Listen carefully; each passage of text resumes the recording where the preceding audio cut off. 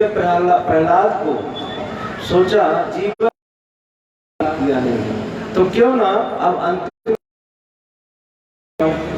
तो होलिका ने अपना चादर उड़ा दिया और स्वयं जल जल करके राख हो गई।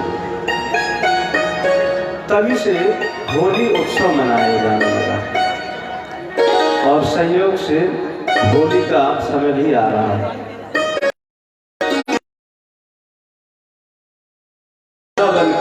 बड़ी गजब की होली होती है, जो लठमार होली होती है। आप लोग शायद कोई गया, होली में बड़ा आनंद आता है। हम तो एक बार थे होली में वृंदावन,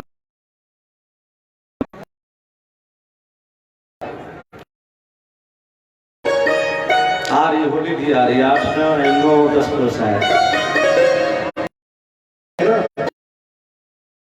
मैं का नाम पे डाल गयो रे रंग होली, रंग होली में का नाम पे डाल गयो रे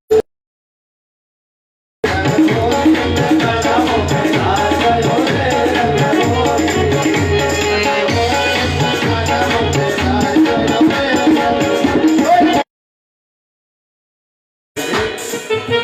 होली में लग जाए तो सब गड़बड़ हो जाएगा। अभी बाबा भगवान की कथा है और भगवान राम की जाकर की कथा है, इसीलिए होली को यही विश्राम देते हैं। और होली में तो लोग मक्खी गाइएगा। जिस समय महाराज अभी बहुत चीज लुटाने के लिए रखी है, सावधानी से रहिएगा तभी लूटने को मिलेगा। अगर गड़बड़ी करेंगे तो सब इसी तरह शंख गजराज रत्न निकले, मणि निकली, रंभा नाम की अप्सरा निकली और वारुणी नाम की मदरा निकली, असुर ने ले लिया। उच्चैश्रवा नाम का घोड़ा निकला, उसको भी देवता ने ले लिया। इस प्रकार से मणियां निकल रही हैं और उसी में से माता लक्ष्मी प्रकट हुई। माता लक्ष्मी प्रकट हो गई और सभी देवता क्रमबद्ध लाइन से एक एक कतार में बैठे गए, हाथ में माला लिए हुए। आगे बढ़ी तो भगवान भोलेनाथ बैठे थे। माता लक्ष्मी ने सोचा ये तो बैरागी ठहरे, इनके गले में क्या माला डाला, कोई भरोसा नहीं कब समाधि लग जाए। और आगे चले तो दुर्वासा ऋषि बैठे थे। माता लक्ष्मी ने सोचा इनके क्रोध का कोई ठिकाना नहीं है। और आगे बढ़े तो मार्कंडे ऋषि बैठे, बोले ये भी ठीक नहीं है। इंद्र सीना तान के खड़े थे, बोले भाग जाते हैं अपनी गद्दी छोड़ करके। इस प्रकार से माता लक्ष्मी जा रही हैं और जब देखा आगे नारायण खड़े हुए सिर नीचे करके, माता लक्ष्मी ने सीधे गई और सीधे लक्ष्मी माता ने नारायण के गले में माला डाल दी। अभी तक नारायण अकेले थे, अब क्या हुए लक्ष्मी नारायण। बोली लक्ष्मी नारायण भगवान की जय हो। अभी तक नारायण अकेले थे और अब लक्ष्मी भी साथ हो गए, तो इसलिए इनका एक नाम हो गया लक्ष्मी नारायण। हलाहल नाम का विष निकला, सभी लोगों के पास गए, किसी ने उसको लिया नहीं। भगवान भोलेनाथ के पास गए, भगवान भोलेनाथ समाधि में बैठे हैं और समाधि में बैठे भोलेनाथ, सब लोग जगा रहे हैं, भगवान भोलेनाथ जग ही नहीं रहे हैं।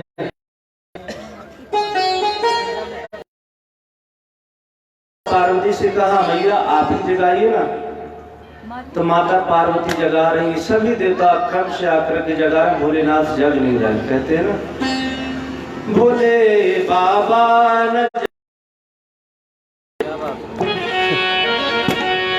भोले बाबा न जागे जगाए हारी, भोले बाबा न जागे, भोले बाबा न जागे।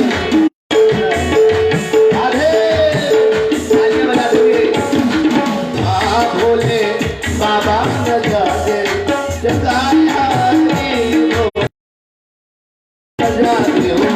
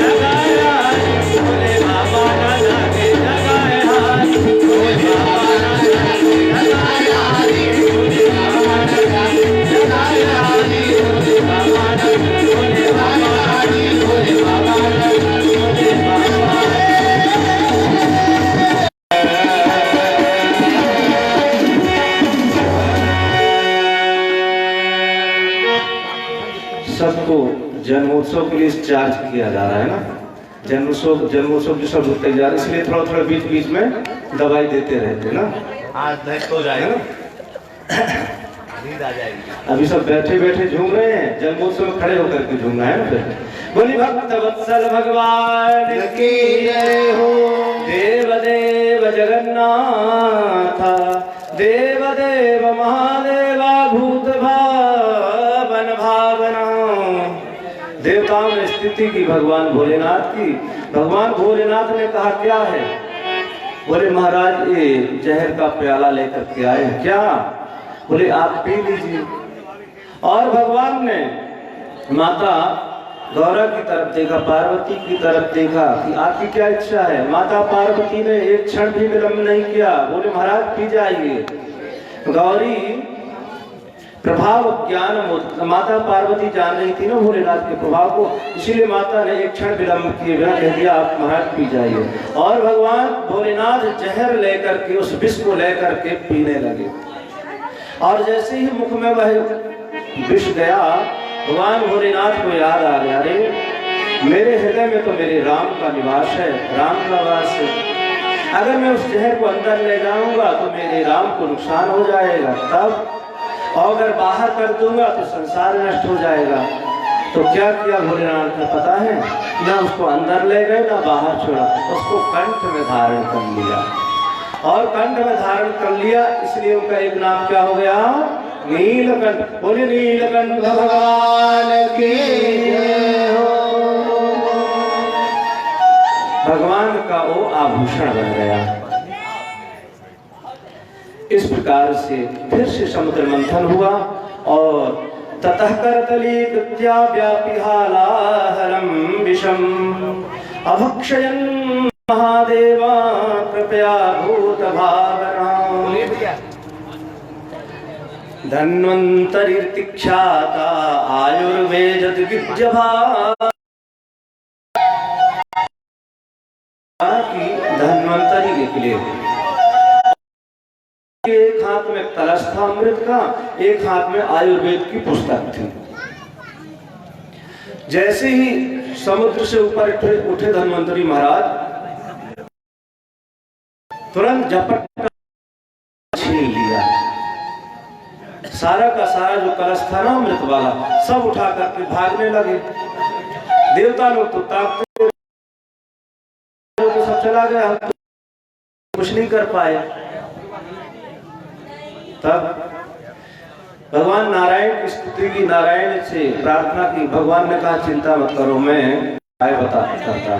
और भगवान नारायण ने रूप धारण कर लिया। भगवान ने सोचा कोई ये लांछन न लगा मेरे जीवन में कि भगवान ने जितने अवतार लिए सभी पुरुषों के अवतार थे, इसलिए इस बार भगवान स्त्री के रूप में आ गए और विश्व मोहिनी के रूप में आ गए भगवान। और दूर एक खेल रही है। असुर लोग भागे भागे जा रहे थे कलश लेकर के अमृत का। उधर देखा, अरे इतनी सुंदर स्त्री कहाँ से आ गई। अब तो कलश भूल रहे हैं और उसकी और ध्यान उनका चला गया। पूछे महाराज आप कौन है? बोले बस यही भ्रमण कर रही थी मैं तो। तुम कस्यासि को वायम सायाम यश सोचसी। आप कौन है देवी? लोग चुप जाते हैं। तो राहु ने क्या किया कि देवताओं का रूप बना लिया, भेष बना लिया और सूर्य और चंद्रमा के बीच में आके बैठ गया। तो भगवान तो पंक्तिबद्ध पिला रहे हैं अमृत। भगवान ने सोचा पंक्तिबद्ध सब लोग बैठे हैं, अगर मैं उसको नहीं पिलाऊंगा तो ये तो गड़बड़ हो जाएगा। एक पंक्ति में अगर सब लोग, कई लोग बैठे हैं तो पंक्ति में भेद नहीं करना चाहिए, सबको हर चीज देनी चाहिए। भगवान ने सोचा अगर मैं उसको नहीं दूंगा तो पंक्ति भेद हो जाए। भगवान ने सबको पिला दिया, परंतु सूर्य चंद्रमा से रहा ना गया। एक तरफ से सूर्य ने अपना प्रकाश छोड़ दिया, एक तरफ चंद्रमा ने फोकस कर दिया। बोला महाराज ये तो राक्षस बीच में बैठा। तुरंत भगवान ने चक्रसूर्य छोड़ दिया और छेद कर दिया। केतु कहलाया और ऊपर का जो था वो अमर हो गया। इस और असुर लोग वंचित हो गए। असुरों ने कहा हमारे साथ छल हुआ है और भीषण संग्राम हो गया असुर और देवताओं में। महाराज बलि थे, बलि घायल हो गए और बलि को ले जाकर के महाराज शुक्राचार्य जी के पास गए। शुक्राचार्य जी ने अपनी अमृत संजीवनी विद्या से बलि को जीवित कर दिया। बलि जीवित हो गए और कहा महाराज अब यज्ञ करो। कौन सा यज्ञ? स्वर्ग विजय प्राप्त करने वाला यज्ञ। बलि आ रहे हैं और बलि ने यज्ञ किया। और इधर क्या हुआ कि एक दिन की बात है कि महाराज बृहस्पति गए स्वर्गलोक में। इंद्र ने उनकी अवहेलना कर दी, इंद्र ने उनका तिरस्कार कर दिया। बृहस्पति जी नाराज होकर वहां से आ गए और जैसे ही बृहस्पति ने त्याग दिया इंद्र को, स्वर्ग को, शुक्राचार्य ने कहा बलि से जाकर के आक्रमण कर दो स्वर्ग पर, क्योंकि देवताओं ने अपने गुरु को त्याग दिया है। पुत्र प्राप्ति के लिए भागवत में पयोव्रत बताया गया है और संयोग से फाल्गुन मास चल रहा है। फाल्गुनस्य शते पक्षे, फाल्गुन मास की प्रतिपदा से इसको प्रारंभ करना, शुक्ल पक्ष प्रतिपदा से 12 दिनों का देवी व्रत करना है आपको। और उसमें क्या करना है? बोले पयोव्रत है, अर्थात उसमें पयः पान अर्थात दूध का पान करना है।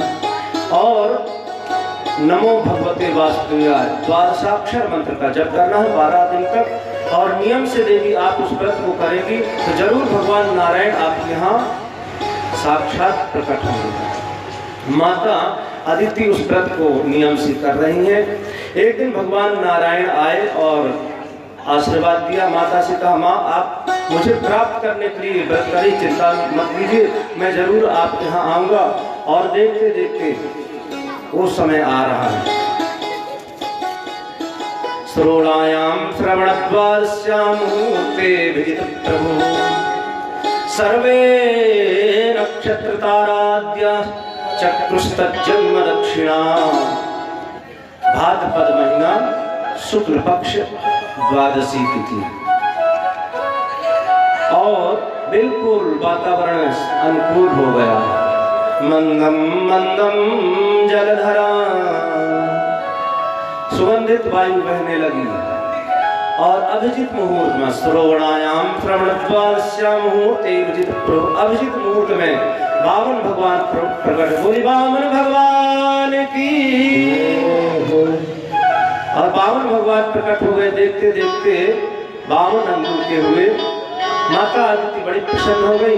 देवता लोग आए और तरह तरह के उनके संस्कार हुए।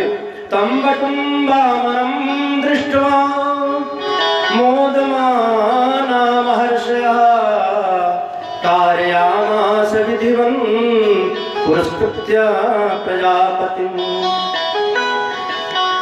यज्ञोपवीत संस्कार हो रहा है वामन भगवान का और सभी लोग अपने अपने इच्छा के अनुसार उनको सभी चीजें भेंट कर रहे हैं। कम रखिए सभी लोग अपनी इच्छा के अनुसार उनको भेंट दे रहे हैं। कोई कमंडल दे रहा है, कोई छाता दे रहा है, कोई जनेऊ पहना रहा है, कोई और कौपीनाच्छादनम। माता अदिति ने देखा मेरा पुत्र अभी नंगा ही है, तो माता अदिति ने क्या किया? कौपीनाच्छादनम। माता अदिति ने कौपीन पहना दिया। कमंडलम वेदगर्भान, भगवान ब्रह्मा ने कमंडलू दे दिया, कमंडल दे दिया। कुशान सप्तर्षयो ददु, सप्तर्षियों को कुशा दे दिया, कुशा का आसन प्रदान कर दिया वामन भगवान को।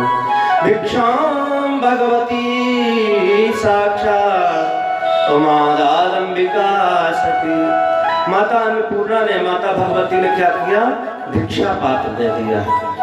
अब भिक्षा पात्र लेकर के भगवान वामन सबके पास जा रहे भिक्षा लेने के लिए। भिक्षा लिया और जाकर के गुरुदेव को समर्पित करने लगे।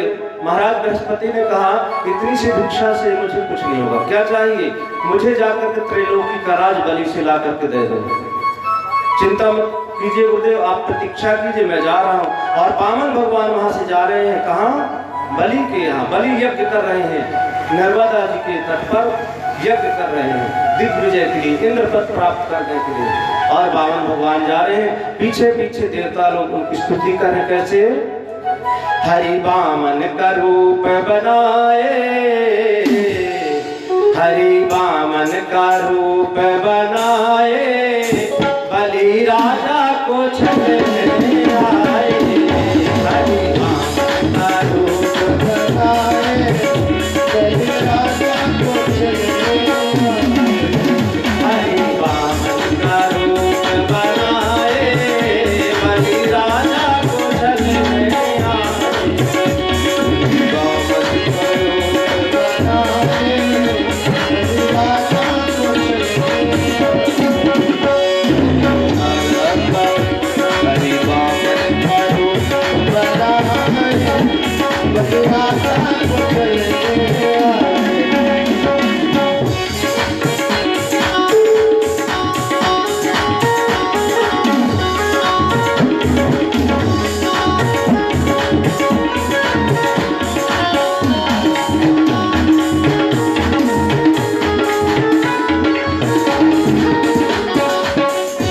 उनके नन्हे नन्हे हाथ, उनके नन्हे नन्हे पाँव, उनके नन्हे नन्हे हाथ, उनके नन्हे नन्हे पाँव, उनके नन्हे नन्हे हाथ, उनके नन्हे नन्हे पाँव, उनके नन्हे नन्हे हाथ, उनके नन्हे नन्हे पाँव। उनके घुंघराले केश सुहाए, उनके घुंघराले केश सुहाए, हरि बामन को छलने, हरि राजा को छलने आए। ओ हरि बामन का रूप बनाए, बलि राजा को छलने आए। हरि बामन का, हरि बामन का वेश बनाए, बलि राजा को छलने आए।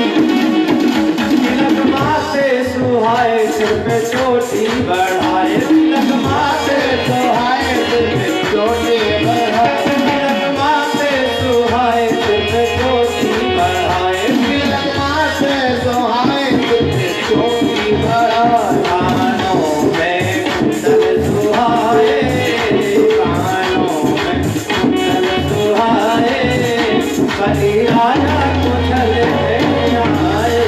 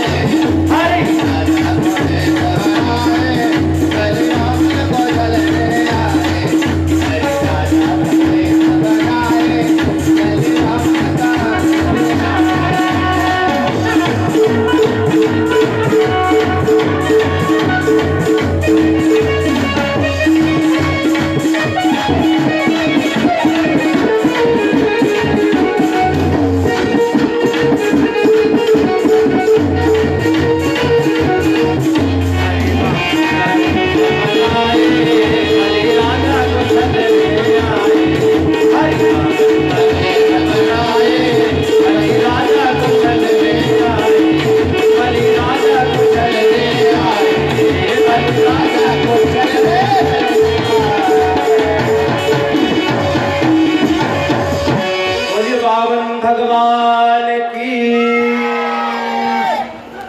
तो फूल नहीं लगता। फूल हाँ कोई बात नहीं, फूल भी लूट लो। बहुत चीज है लूटने के लिए। गुप्ता जी ने बहुत व्यवस्था की, सचिन और पुनीत लोगों ने बहुत सुंदर सुंदर व्यवस्था की लूटने के लिए। लूटेंगे, अभी समय आएगा। वामन भगवान जा रहे हैं, बलि यज्ञ कर रहे हैं और देखा बलि ने कि कौन चला रहा, मानो सूर्य भगवान ही मेरे यज्ञ में साक्षात आ रहे हैं क्या।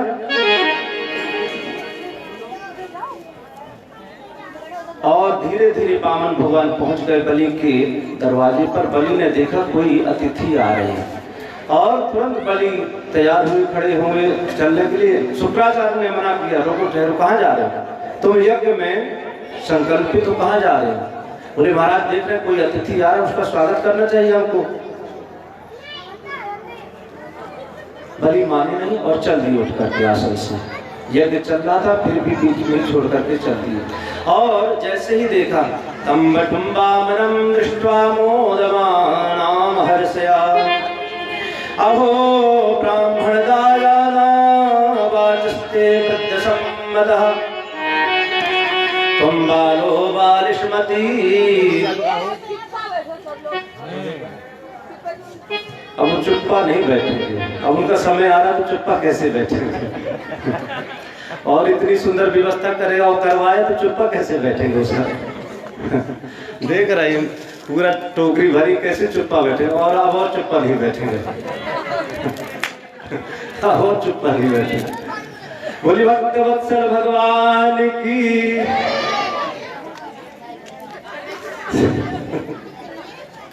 चुप्पा बैठने के लिए थोड़ा आए हम, सब लूटने के लिए आए कि चुप्पा बैठेंगे। महाराज बलि ने प्रणाम किया, कहाँ से आ रहे हैं। वामन भगवान जब माली में हाथ डाले कुछ बोल नहीं रहे। बार बार बलि पूछ रहे कहाँ से आ रहे हैं, वो बता नहीं रहे। बलि की और श्रद्धा धीरे धीरे बढ़ने लगी। अरे जब बार बार पूछा तो वामन भगवान ने क्या किया, बोले महाराज जब पूछ ही रहे तो मैं बता रहा हूँ। और कहा महाराज आपका स्वागत करना कोई बड़ी बात नहीं, आपके पूर्वज भी हुए, प्रहलाद हुए, विरोचन हुए और जाने जाने किन किन का नाम ले लिया, हिरण्यकश्यप, हिरण्यक। अब बलि ने सुना, अरे मेरे जो दादा परदादाओं का जो नाम ले रहे हैं, इसका मतलब बहुत कुछ ही जानते हैं, बहुत तपस्वी ब्राह्मण है। बलि ने कहा आइए क्या चाहिए आपको। मेरे दरवाजे पर कोई भी आता है खाली नहीं जाता है। वामन भगवान ने कहा हमको कुछ नहीं चाहिए। बलि ने कहा ना मेरे यहाँ आए हो तो कुछ ना कुछ तो आपको लेकर के जाना ही पड़ेगा। बार बार आग्रह कर रहे हैं बलि महाराज, वामन भगवान मना कर रहे। जब बार बार आग्रह किया तो वामन भगवान ने कहा अगर देना चाहते हो तो हमको 3 पग पृथ्वी दे दो। वामन भगवान ने जब इस प्रकार से कहा तो बलि को बड़ी जोर की हंसी आ गई कि देखो इस छोटे से बालक को थोड़ा भी नहीं लग रहा, 3 पग पृथ्वी मांग रहे हैं। वामन भगवान ने कहा एक बात और सुन लो, 3 पग पृथ्वी वो भी हमारे पैर से।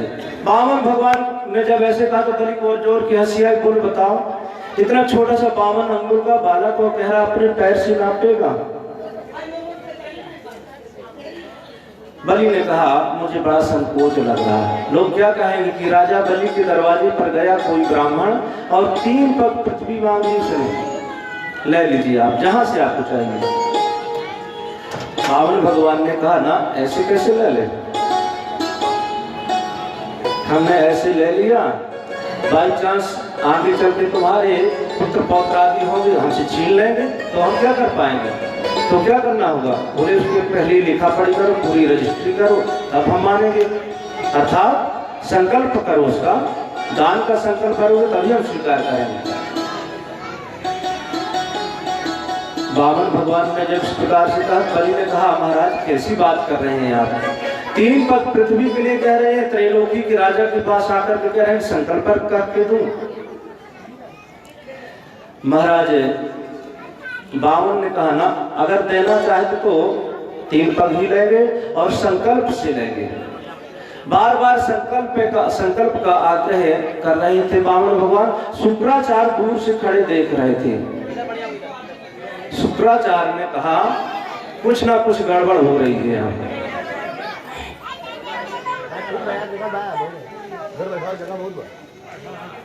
इधर आ जाएंगे, इधर जगह, इस साइड इधर बैठा, इधर जगह है, इधर आ जाएंगे, कहीं भी बैठ जाए, उनको बैठा रहेंगे, अब व्यवस्था हो जाएगी। वो टेंशन। वामन भगवान जब इस प्रकार से कहते तो शुक्राचार्य ने सोचा ही है कौन आकर में, क्यों संकल्प की जिद कर रहा है। और शुक्राचार्य ने ध्यान लगाया, देखा अच्छा नारायण आए हैं बलि को छलने के लिए। तुरंत बलि का हाथ पकड़ा और कहा महाराज ए सवेरो चने साक्षात भगवान विष्णुरव्ययः कश्यपादित्यर्जातो देवानां कार्य साधकः। अरे बलि ये कोई साधारण व्यक्ति ने, ए सवेरो साक्षात विष्णुरव्यय, ये साक्षात नारायण साक्षात विष्णु है। और किस लिए आए? देवानाम कार्य साधका, देवताओं के कार्य को साधने के लिए आए। तुम उनको मना कर दो। तुम 3 पग क्या दे पाए? 2 पग में सब कुछ ले जाएंगे, तुम्हारे पास 3 पग देने के लिए भी कुछ नहीं बचेगा। मना कर दो, हमको नहीं देना। बलि ने कहा गुरुदेव मैंने उनको देने का वचन दिया है और आप कह रहे हैं कि मैं मना कर दूं। अरे मना कर दो, नहीं देना है। शुक्राचार्य ने कहा कि कुछ ऐसी जगह है जहां झूठ बोलने से दोष नहीं लगता है। कौन कौन सी जगह है? बोले स्त्री सुनर में विवाहे जा वृत्यर्थे प्राण संकटे तुजुगवाम हिंसायाम नृत्यम जुगुप्सुतम। स्त्री सुनर में विवाहे जा, स्त्रियों से अगर शुक्राचार्य कह रहे हैं अगर स्त्रियों से झूठ बोलना पड़ जाए किसी बात के लिए तो झूठ बोलने में दोष नहीं है। स्त्री सु नर विवाहिता, किसी कन्या का विवाह नहीं हो रहा है, अगर हमारे थोड़े से झूठ बोलने से उस कन्या का विवाह हो जा रहा है तो झूठ बोलने में दोष नहीं है। वृत्यर्थे प्राण संकटे, किसी की आजीविका खतरे पर हो और आजीविका पर किसी प्रकार का संकट हो, अगर हमारे झूठ बोलने से उस व्यक्ति की आजीविका बच जाए तो झूठ बोलने में दोष नहीं है। स्त्री सुनर में विवाहे जा वृत्यर्थे प्राण संकटे,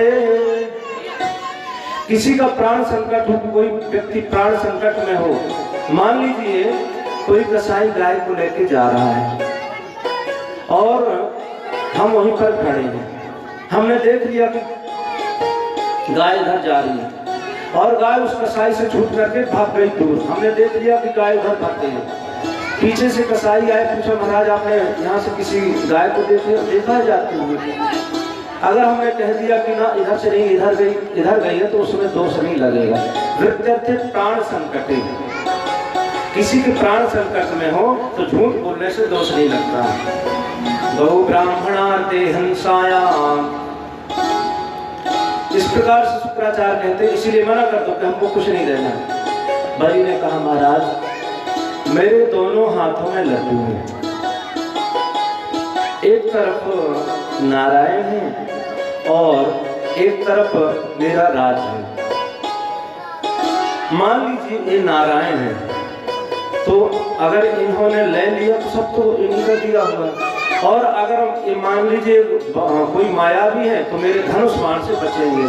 और साधारण ब्राह्मण है तो ये 3 पग से ज्यादा लेगा नहीं, 3 पग में कितना लेगा? मुझे आप मत रोकिए। शुक्राचार्य ने तिरस्कार कर दिया बलि का और बलि ने किसी प्रकार की कोई बात नहीं मानी शुक्राचार्य की। बलि वहां से चले गए और शुक्राचार्य जैसे ही गए कि बलि ने जल लिया। वामन भगवान ने कहा जल लो, और जैसे ही जल लिया बलि ने शुक्राचार्य से अभी भी नहीं रह गया और शुक्राचार्य ने क्या किया कि जो कमंडल था ना, कमंडल की टोटी में जाकर के प्रवेश कर गए। अब वामन भगवान जल लेकर के गिरा रहे हैं, हाथ में जल गिर नहीं रहा है। बलि ने कहा महाराज जल क्यों नहीं गिर रहा? वामन भगवान ने कहा मुझे पता क्यों नहीं जल गिर रहा है, अभी तो आप ही बताता है। और एक कुश लिया और कुश लेकर के उस टोटी में छेद कर दिया और शुक्राचार्य की एक आंख नमो नारायण शुक्राचार्य रोते रोते भागते दौड़ते दौड़ते वहां से चले गए और बलि ने संकल्प कर दिया। वामन भगवान ने कहा, संकल्प किया, अब चरण धो, और चरण धोया, बोले चलो अब प्रणाम करो। और जैसे ही बलि ने प्रणाम किया वामन भगवान को, वामन भगवान ने धीरे धीरे धीरे धीरे धीरे पैर अपना चरण उठाना प्रारंभ कर दिया और उठाते जाकर ब्रह्मांड में जाकर के टकराया पैर और ब्रह्मांड का भेदन कर दिया। वहां से एक जल धार निकली, ब्रह्मा जी ने चरण धोया और उस जल को अपने कमंडल में लिया। कालांतर में वही गंगा जी के रूप में कालांतर में प्रकट हुई। एक पैर से ब्रह्मांड को नाप लिया, तो दूसरे पैर से त्रैलोकी को नाप लिया। वामन भगवान ने कहा, बताओ तीसरा पैर कहाँ है? तुमने वचन दिया था कि 3 पैर दान करूंगा, हमने 2 पैर में सब कुछ नाप लिया, तीसरा पैर कहाँ रखा बताओ जल्दी, नहीं दोगे तो तुमको दोष लगेगा। बलि बड़े धर्म संकट में पड़ गए कि वचन दिया है,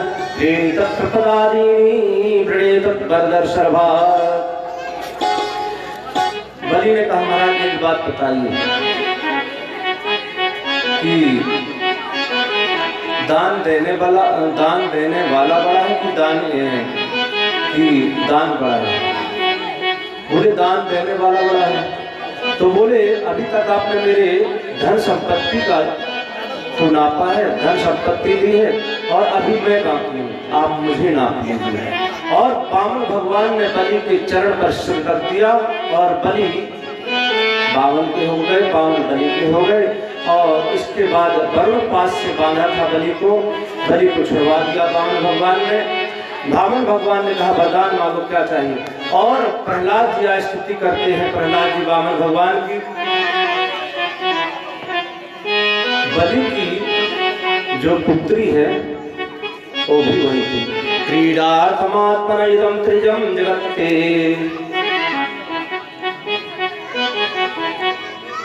बलि की पत्नी विंध्याबली वो भी आई।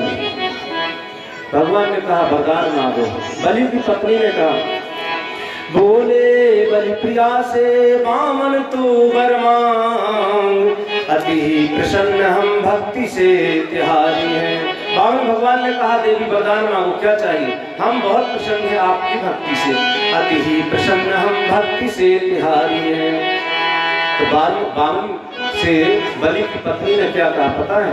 बोली दानवेंद्र प्रिया सुनहु हो रमाना, दान देवे को कहाँ तुम कहाँ अधिकारी हो। अरे तुम दान देने के लिए लायक कहाँ रहे? तुम तो स्वयं दान देने लायक तुम नहीं, तुम तो दान लेने आए हो ना। दान देवे को तुम कहाँ अधिकारी हो, क्योंकि मेरी और तेरी मांग एक ही ने भरी है आए। तुम्हारी भी इच्छा एक ही व्यक्ति ने किया है, हमारी भी मांग उसी ने भरा है। बलि की पत्नी बोल रही है, तेरी और मेरी मांग एक ही ने भरी है आए, तो पे हमारी भाग तुमसे अधिकारी है, फिर भी तुमसे मेरा भाग बड़ा है। क्यों? मैं तो विराजू बाम भाग बाके। बलि की पत्नी कहती है, मेरी भाग तुमसे बड़ी है, क्योंकि मैं उसके बाम भाग में विराज, मैं तो विराजू बाम भाग उसके। बोली जाके रमानाथ तुम द्वार के भिखारी हो, तुमसे क्या मांगना, तुम तो स्वयं भिखारी बन के आए हो।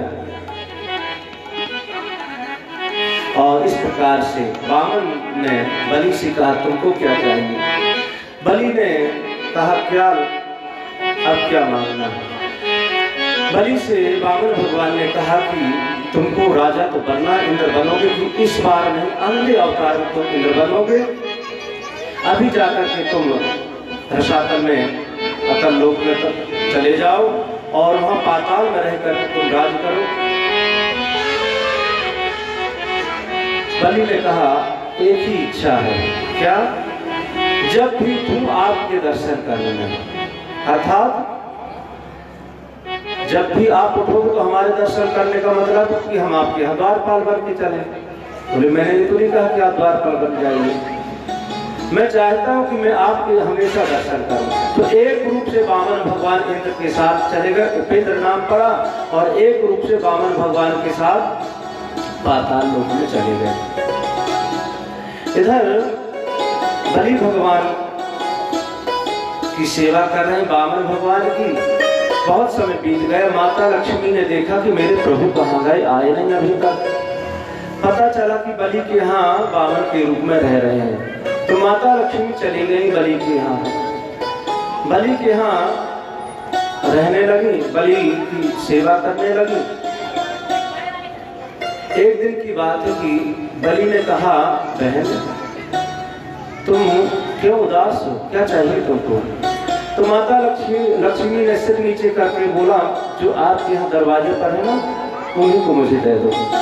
क्या बात करती, तुम बलि की बहन हो और उनको मांग रही हो, द्वारपाल से सब विवाह करोगी? बोले ना, वही तो मेरे स्वामी हैं।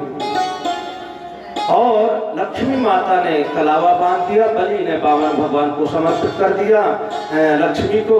लक्ष्मी माता बलि की यहाँ से आ गई वामन भगवान को लेकर के, नारायण को लेकर के।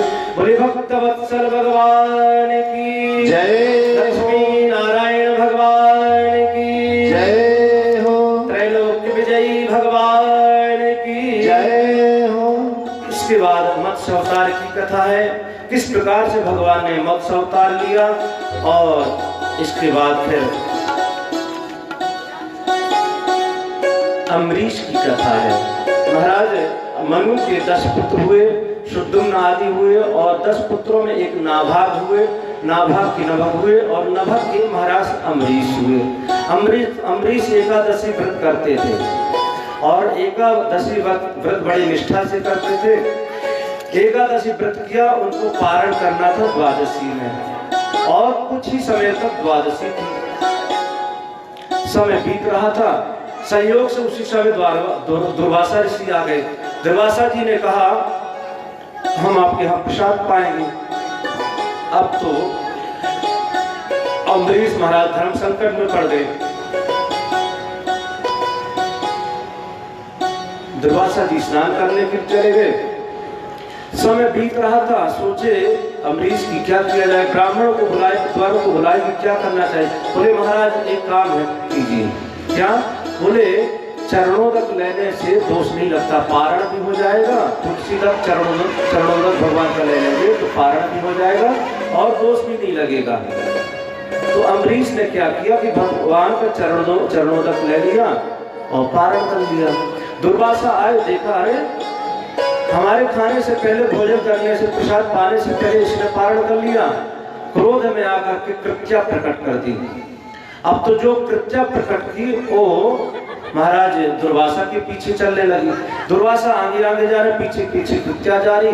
दुर्वासा तीनों लोग ग्रहण करते रहे। ब्रह्मा के पास गए, नारायण के पास गए, किसी ने रक्षा न की, शंकर के पास गए। नारायण ने कहा अगर तुम चाहते हो तुम्हारी रक्षा कोई कर सकता है तो अम्बरीश ही कर सकता है। अम्बरीश के पास गए, प्रार्थना, अम्बरीशो महाभागा सप्तद्वीपवती मही। अम्बरीश के पास आकर क्षमा मांगी और दुर्वासा के साथ बैठ कर अम्बरीश ने प्रसाद पाया। इसके बाद हरिश्चंद्र आदि, शंकु आदि की कथा सुनाते हैं सुखदेव स्वामी परीक्षित को। और इन्हीं के वंश में इक्ष्वाकु आदि राजा हुए। इक्ष्वाकु के मानधाता और मानधाता के शौभे युवनाश आदि राजा हुए। युवनाश के ही आगे चल के अनेक राजा हुए और रोहित हुए। रोहित के ही महाराज सगर हुए। सगर के 60,000 पुत्र हुए और एक पत्नी से असमंजस हुआ। 60,000 पुत्र थोड़ा बदमाशी करते थे। एक बार यज्ञ किया महाराज सगर में और उस यज्ञ को इंद्र चुरा करके ले गए।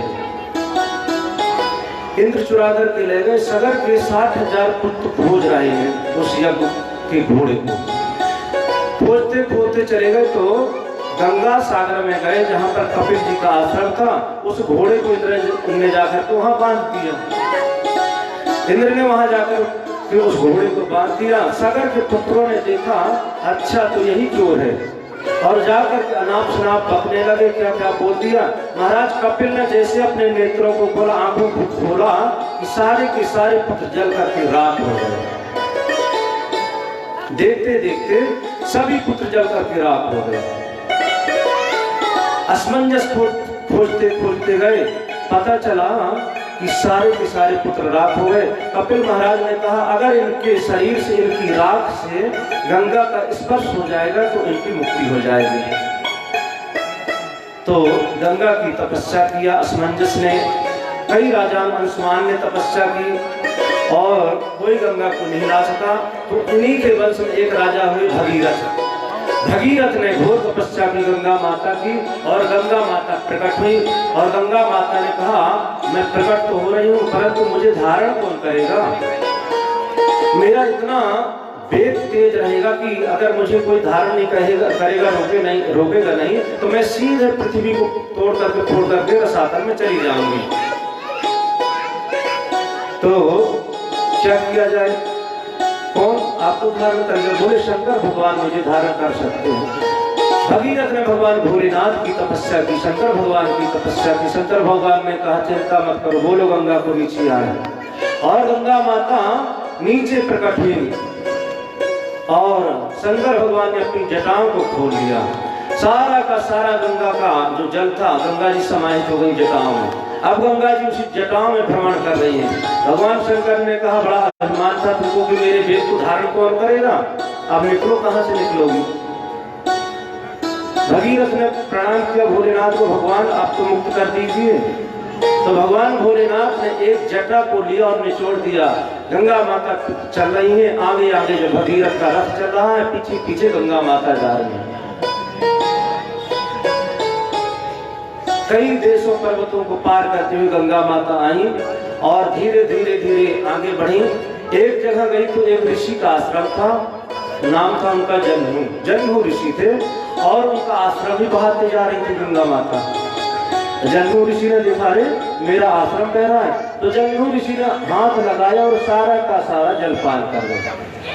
पीछे मुड़ करके देखा भगीरथ ने गंगा माता कहाँ गई, आश्चर्य में पड़ गए। पूछा महाराज कहाँ गए? बोले हमको बहुत जोर की प्यास लगी थी, हमने सारा का सारा जल पी लिया। अब क्या किया जाए महाराज, कुछ कीजिए। तो जन्मू ऋषि ने क्या किया, अब मुख से निकाल देंगे तो जूठी कहलाएंगे। तो कहते हैं जन्मू ऋषि ने अपनी जंघा को फाड़ करके प्रकट किया है और गंगा माता चल रही है, इसलिए उनका एक नाम जाह्नवी पड़ा है। भगवान शंकर की जटा से निकली एक नाम उनका जटा शंकरी पड़ा है। भगीरथ लेकर के आए थे इसलिए उनका एक नाम भागीरथी पड़ा है। गंगा माता चल रही, पीछे पीछे आगे आगे भगीरथ गए और गंगा माता का जैसे स्पर्श हुआ उस राख से सारे के सारे सागर के पुत्र मुक्त हो गए और गंगा माता गंगा सागर में जाकर के मिल गई। बोली गंगा मैया की जय हो।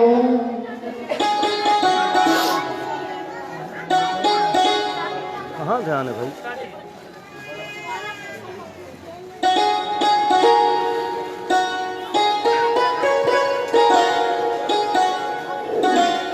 और इसके बाद फिर खट्वांगा दीर्घवाहुश्चा प्रभुस्तस्मात् प्रतुस्रवः अजस्ततो महाराजा तस्मात् दशरथो भवत्। इन्हीं के वंश में आगे चलते एक राजा हुए खट्वांग, खट्वांग के ही राजा हुए दीर्घबाहु, दीर्घबाहु के रघु, रघु के प्रथुसवा, प्रथुसवा के अज, अज के महाराज दशरथ हुए। और दशरथ महाराज के यहाँ कोई बालक नहीं है, तीन तीन रानियां हैं। एक दिन की बात है कि अरुंधति माता अपने बालक को लेकर के आ गई दशरथ के यहाँ और धीरे से चुटकी काटती माता अरुंधति ने बालक रोने लगा। महाराज दशरथ ने पूछा बालक क्यों रो रहा है? बोले महाराज इसलिए रो रहा है कि अभी तक इसके पिता आपके यहाँ पुरोहित थे, परंतु अब जब ये बड़ा होगा तो ये किसकी पुरोहिती करेगा? क्योंकि आपकी तो कोई संतान है नहीं है, ये किसका पुरोहित बनेगा? इसीलिए रो रहा। महाराज दशरथ को चोट लग गई और चिंता में रहने लगे। तुरंत वशिष्ठ जी के पास गए। वशिष्ठ जी ने बताई, यज्ञ की रचना बताई और यज्ञ किया। यज्ञ से चरु लेकर के यज्ञ नारायण प्रकट हुए, अग्नि नारायण प्रकट हुए और उस चरु को तीनों रानियों को क्रमशः दे दिया। कौशल्या को, कैकेयी को और सुमित्रा को, तीनों रानियों को दे दिया। कहते हैं जो सुमित्रा का भाग था ना, उसको कोई पक्षी उठा करके उड़ गया, ले गया। सुमित्रा का जो भाग था कोई पक्षी लेकर के उड़ गया। अब माता सुमित्रा उदास हो गई, बोली मेरी तो कोई संतान होगी नहीं।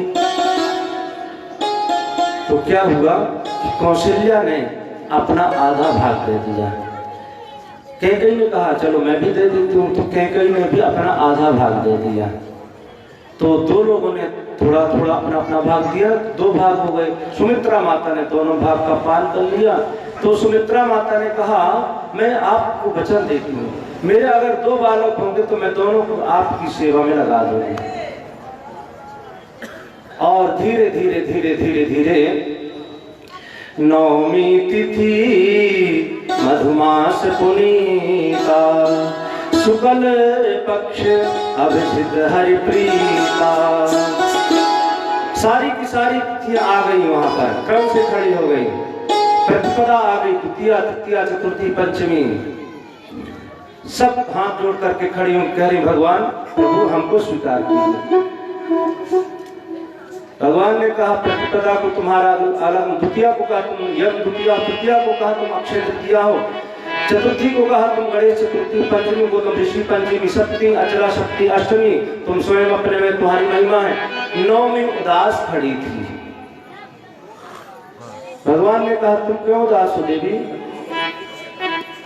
नवमी तिथि मधुमास पुनीता, नवमी तिथि मधुमास पुनीता, शुक्ल पक्ष अभिषिक्त हरिप्रीता। नवमी तिथि मधुमास पुनीता, मध्य दिवस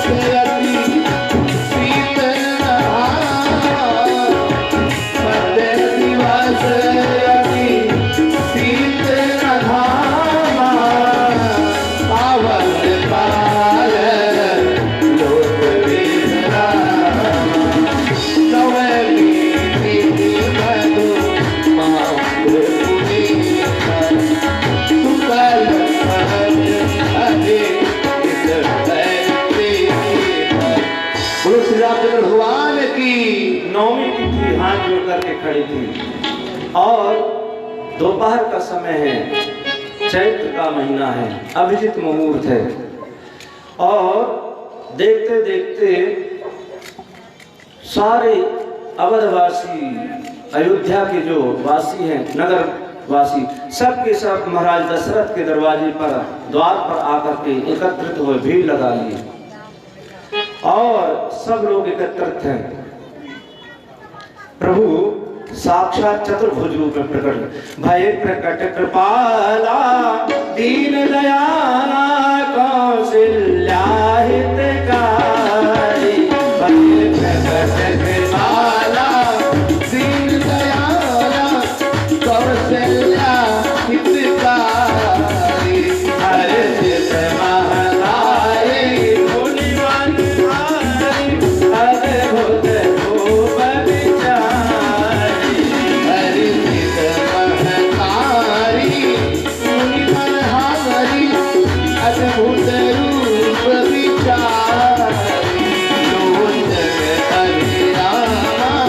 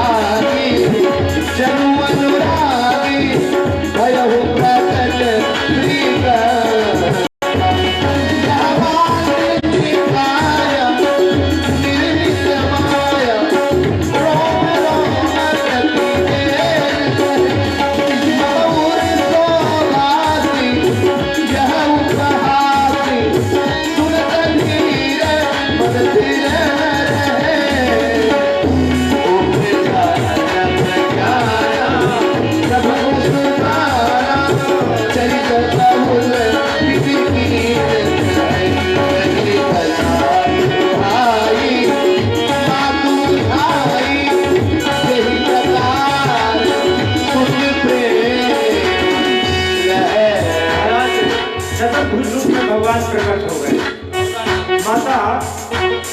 माता ने कहा महाराज आपको मैंने बालक के रूप में कहा था और आप चतुर्भुज रूप में आ गए। ये तो बालक है, ये तो पिता का रूप है, तो क्या करना है?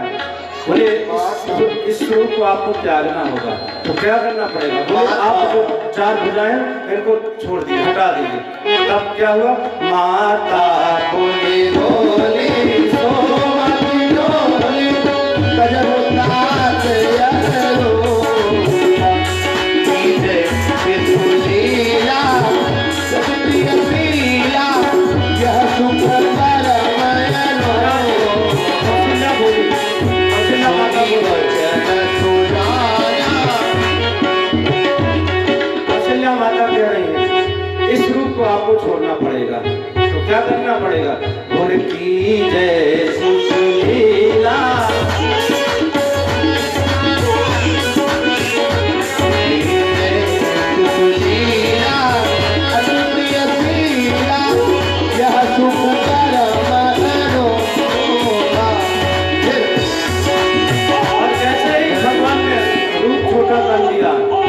भगवान ने कहा अब चलिए हम छोटे बन गए हैं, अब क्या करना पड़ेगा? बोले हमारे यहाँ जब बालक होता है ना तो रोता है और तुम तो ऐसे खिला रहे हो हैं, बूढ़े को तरह हंस रहे हो, तो क्या करना पड़ेगा?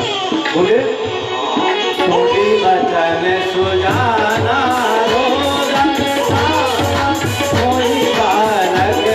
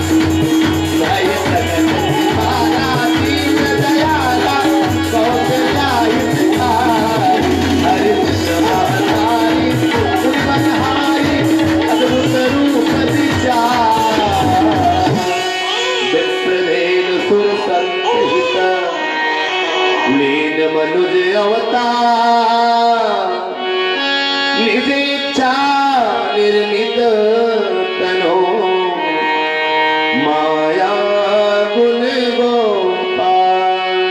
इस प्रकार से एक दासी दौड़ी दौड़ी गई महाराज दशरथ से कहा महाराज बताइए बताइए क्या हुआ? महाराज कैकेयी ने एक सुंदर से बालक को जन्म दिया। महाराज दशरथ ने तुरंत अपना मणियों का माला उतार के दे दिया। दूसरी दासी दौड़ी दौड़ी गई महाराज बताइए बताइए क्या हुआ? बोले महाराज कौशल्या माता ने एक सुंदर बालक को जन्म दिया। दशरथ तो मानो नाचने लगे। जब तक तीसरी दासी गई बोले महाराज बताइए क्या हुआ? बोले महाराज एक एक नहीं 2-2 बालकों को जन्म दिया। किसने? सुमित्रा माता। प्रकटे है चारों भैया अवध में बाजे बधैया, प्रकटे है चारों भैया अवध में बाजे बधैया, बाजे बधैया रमा बाजे बधैया, बाजे बधैया हो बाजे बधैया, प्रकटे है चारों भैया अवध में बाजे बधैया, प्रकटे है चारों भैया अवध में बाजे बधैया। गलियन गलियन धूम मची है, गलियन गलियन धूम मची है, बाज रही सहनैया अवध में बाजे बधैया, बाज रही सहनैया अवध में बाजे बधैया, प्रकटे हैं चारों भैया अवध। इस तरह नहीं चलेगा, खड़े होकर के मस्ती से एक बार खड़े हो जाएंगे तब आनंद आएगा। जय हो। प्रकटे हैं चारों भैया अवध में बाजे बधैया, प्रकटे हैं बधाई हो भैया अवध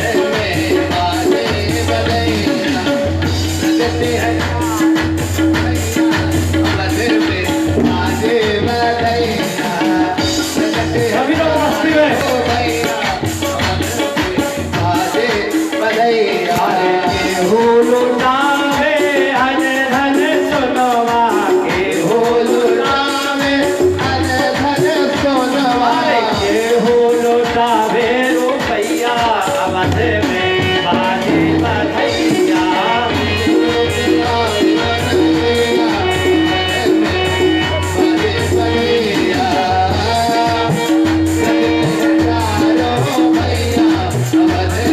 में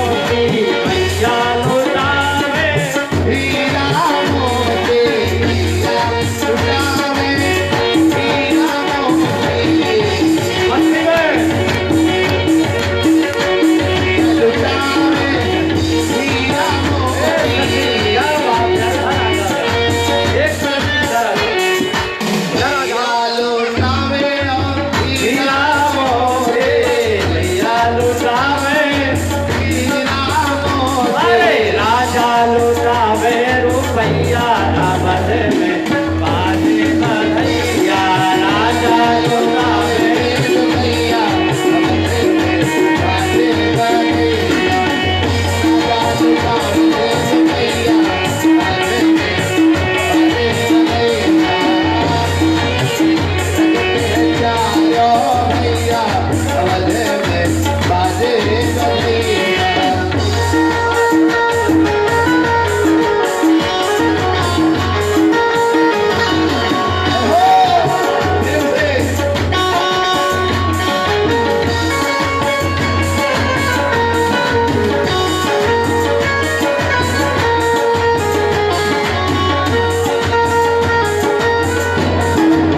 बधैया चारों भैया मत में बाजे बधैया चारों भैया मत में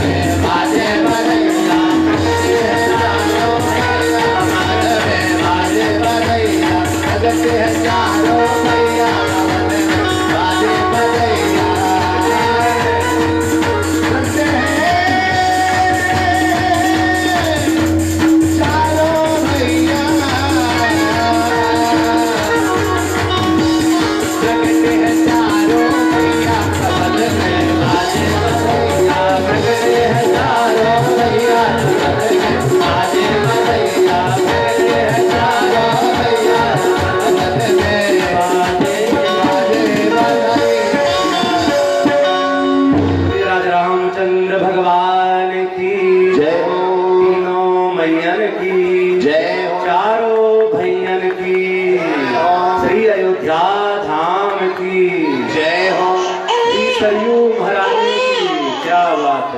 जय हो।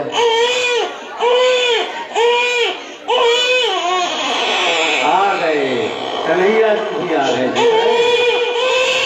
अरे वाह,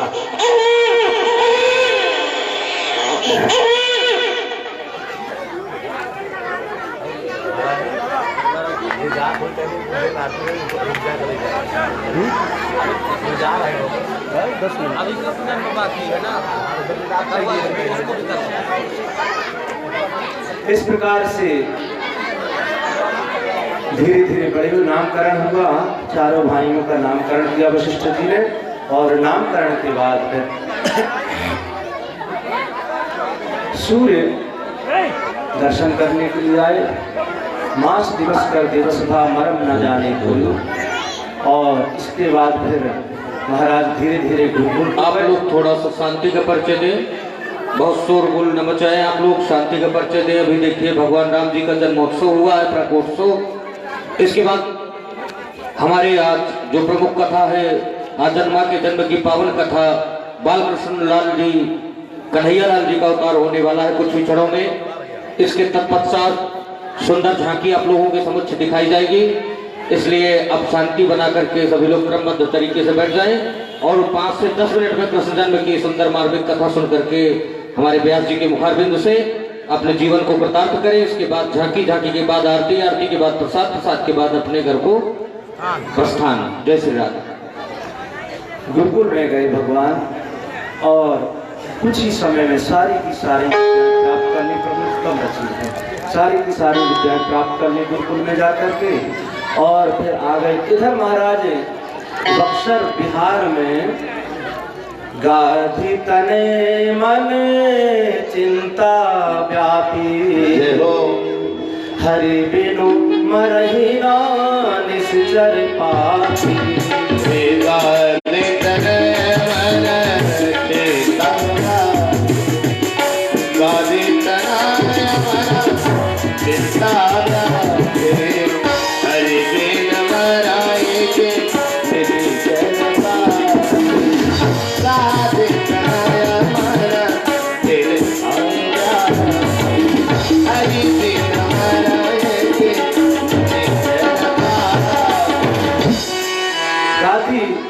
अर्थात विश्वामित्र को चिंता हो रही। आए दिन असुर लोग उनको यज्ञ को विध्वंस कर देते, खंडित कर देते हैं। विश्वामित्र को याद आ गया कि परमात्मा का अवतार हुआ है, दशरथ जी के यहाँ चलता हूँ उनके यहाँ। और महाराज दशरथ के दरबार में आ गए।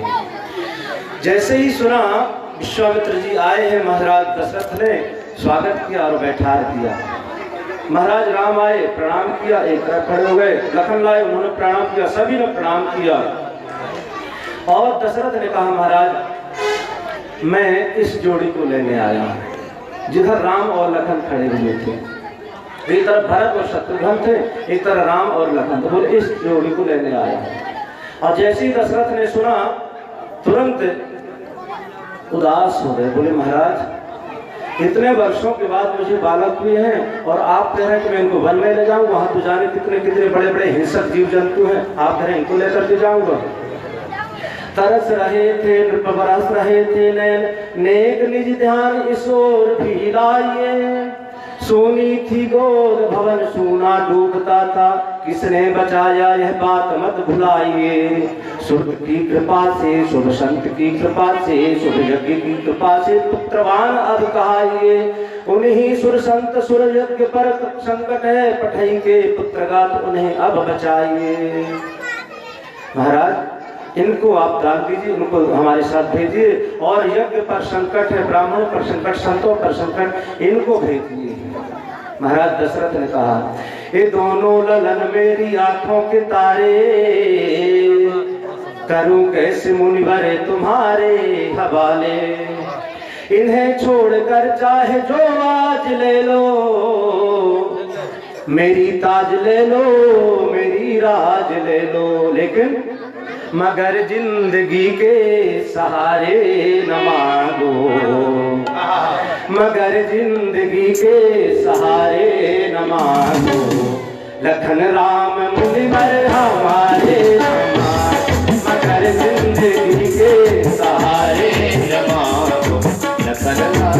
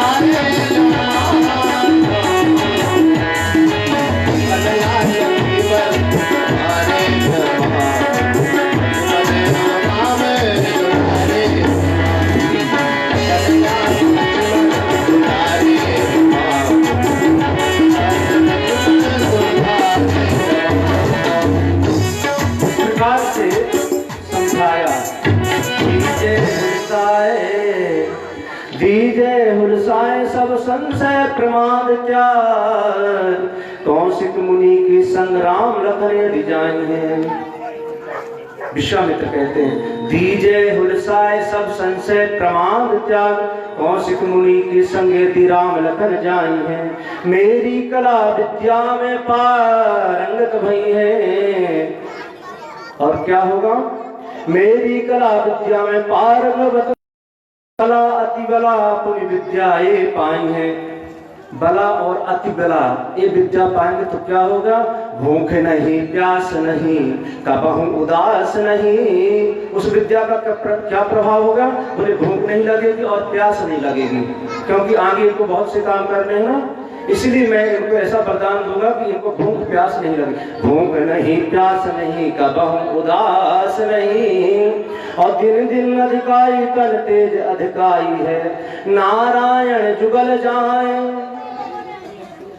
ना दो जाएंगे। नारायण जुगल जाए आई है चतुर हो के, और चार अगर जाए तो आठ हो के आएंगे। चार अगर जाए तो आठ हो के आएंगे। तब वशिष्ठ मुनि बहुविध समझावा, चित संदेह मास उर्जावा। समझाया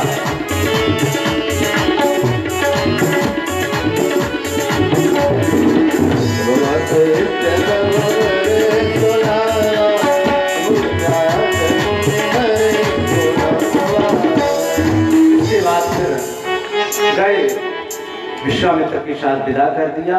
और जैसे ही गए सबसे पहले ताटका आ गई। भगवान ने सोचा ये क्या हो गया, ताटका का कर दिया और आगे बढ़े तो एक सुनसान आश्रम पड़ा। वहां पक्षी भी नहीं थे, पक्षियों का कलरव भी नहीं हो रहा था, बिल्कुल सुनसान जगह थी। एक स्त्री की मूर्ति को देखा राम जी ने। राम जी ने कहा भगवान गुरुदेव ये किस देवी की मूर्ति है? विश्वामित्र ने समझाया, बताया कि ये गौतम ऋषि की नारी है, नाम था अहिल्या। थोड़ा सा इससे अपराध हो गया, ऋषि ने श्राप दे दिया, तब से पत्थर की बन करके रह रही है। और आज संयोग से आप आए हैं राजन, तो आप इनके चरणों को स्पर्श कर दी, ये पवित्र हो जाएगी, ये अपने स्वरूप को प्राप्त कर जाएगी। भगवान राम ने बार बार मना किया, परंतु विश्वामित्र अनेक उदाहरणों के साथ समझाया। तो परिषद पद पावन शोक न सावन प्रकट भई तब पूज गई। परिषद पद पावन शोक न सावन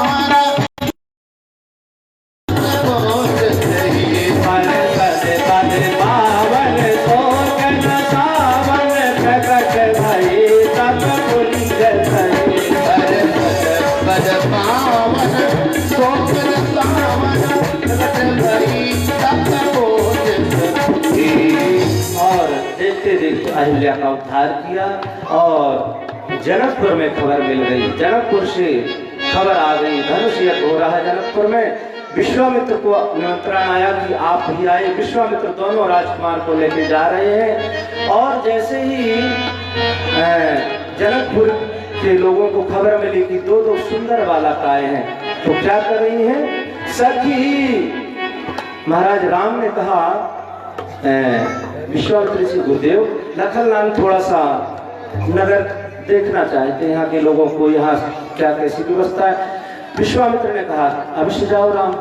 तो राम और लखन जा रहे हैं, जनकपुर की गलियों में भ्रमण कर रहे हैं। और सखियां देख देख करके क्या कह रही? सखी गली गली घूमे लेना अवध के किशोर।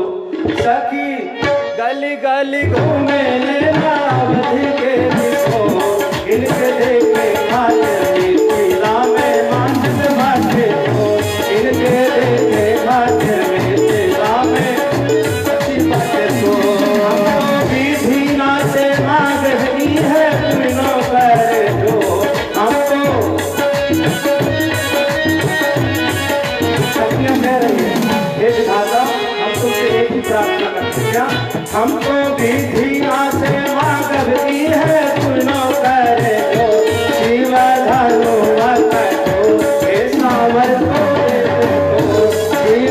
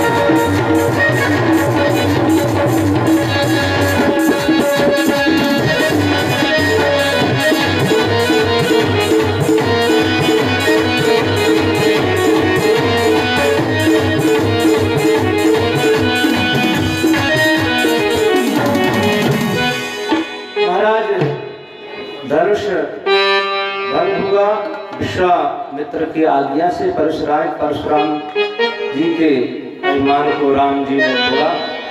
और लखनलाल सहबाला है, बड़े आनंद के साथ सीना तान करके छाती को ऊंचा करके भ्रमण कर रहे हैं। मिथिलानियों ने कहा बस बस बस, ज्यादा सीना तानने की जरूरत नहीं है, हमको सारी पोर पट्टी तुम्हारी पता है। क्या पता है? बोले अभी तुम्हारी कुंडली खोलने लगेगा तो सब धरा का धरा रह जाएगा। क्या? बोले हम सब कुछ जानेंगे। क्या जानते हैं? पता है हमको तुम लोगों को कैसे जन्म हुए हैं, तुम्हारे माता पिता कौन है, तुम्हारे जन्म कैसे हुए, कैसे हुए बताओ। तब मिथिलानियां कहती क्या कहती हैं?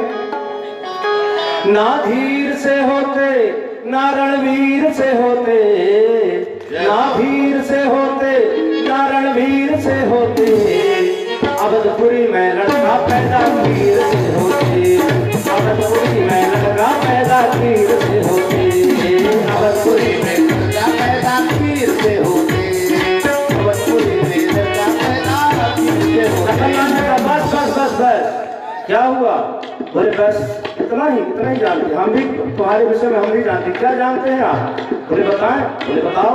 ना धीर से होती ना रणवीर से होती, ना धीर से होती ना रणवीर से होती, जनकपुरी में बिटिया धरती फोड़ के होती, जनकपुरी में बिटिया धरती फोड़ के होती, जनकपुरी में बिटिया धरती फोड़ के होती, जनकपुरी में बिटिया लखनलाल का जलवा अलग ही, सहबाला का बारात का जलवा अलग ही होता है। धान कूटे कलाई में कंगन बधा, गांठ चूनर पीतांबर से जोड़ी गई, सारी सरहज की गारी सुने चाव से, गाल सिलवन सिकाए सिया के लिए। जानकी जी के लिए राम भगवान ने एक तेज तर्राट सरहा जाई और गरम गरम लोढ़ा लेकर के राम जी के गाल में चिपका दिया। ये अवध की परंपरा है। वहां जब परछन होता है ना तो गरम गरम लोढ़ा चिपका देते हैं। गाल सिलवन सिकाए सिया के लिए, सारी सरहज की गारी। भगवान राम गारी सुनाए और मिथिलानियां सुंदर सुंदर मधुर मधुर नाम ले लेकर के गारी गा रहे हैं। और महाराज गाली के मामले तो बांधा बहुत आगे है। महाराज त्रिपाठी जी हैं, जो गाली बांधा में होती है। अगर थोड़ा भी धैर्य नहीं है, इधर संदीप जी कहे जय हो, इनके भैया की शादी थी, हमसे बता रहे थे हमारी भैया की जब शादी थी ना तो एक दौड़े भागे, छुपे छुपे भाग रहे थे। बोले तो सब इनको ढूंढ रहे थे कि सहबाला कहाँ है। क्षेत्र के है ना।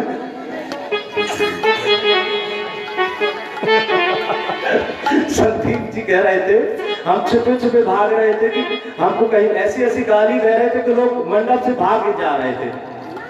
और दूसरे की बात क्या करें महाराज, इनके यहाँ की गाली बांधा की गाली, जो गाली, जैसे अर्ची चर्चा राय उसे पंडित बरबार आए, जैसे उले के ऐसे पंडित के तो का राम रमैया काटे, तो का काली मैया काटे, तो का काटे करिवानान खवैया सारा मारी न गया, तो का काटे करिवानान।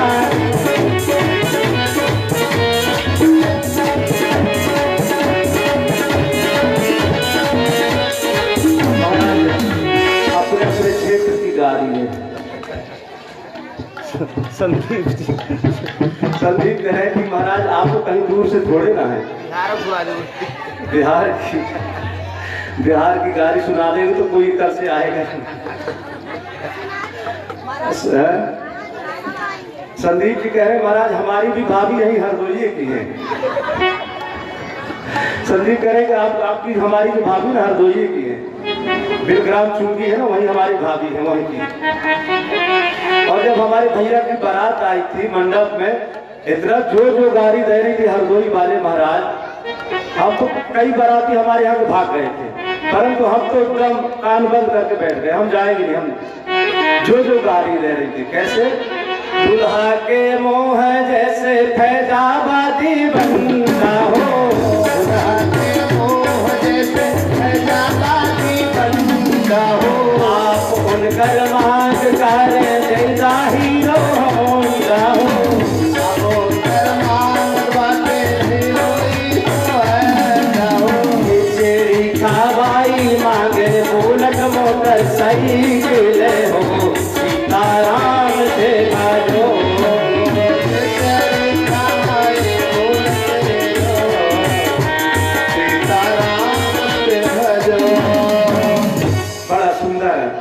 आयोजन हुआ, भविष्य हुआ, विवाह हुए और बहुत लंबी कथा है। महाराज हम तो जन्मोत्सव पहले ही मना देते, परंतु हमारे ऊपर हमारे पीछे भी कोई लगाए। अगर मान लीजिए हम जन्मोत्सव दिन में ही मना देते तो क्या होता पता है? हमसे कोई कुछ नहीं कहता। लोग कहते कि भगवान का जन्म 12 बजे रात में हुआ था, हमने दिन में मना दिया। दिन में मना देते तो महाराज हमारे जो आचार्य जी है ना, आचार्य जी को सीताराम जी जाकर के कहते कैसे व्यास को आपने बुला दिया, भगवान का जन्म रात में 12 बजे हुआ था, इन्होंने दिन में मना दिया। अब आचार्य जी हमारे शुक्ला जी हमसे उनसे तो कुछ नहीं कहते, हमसे आकर के डंडा डालते कि महाराज आपने तो नाक ही कटवा दी हमारी। अरे रात में करना चाहिए था 12 बजे, तो क्या करें 12 बजे करेंगे, 12 बजे गड़बड़ा जाएगा। हमारे त्रिपाठी जी तो उठकर भाग जाए, त्रिपाठी जी तो उठकर भाग जाए, पक्का है क्यों नहीं रुकेंगे। 12 बज जाएगा, त्रिपाठी जी रुकेंगे भाग जाएंगे तुरंत, हमको पता है।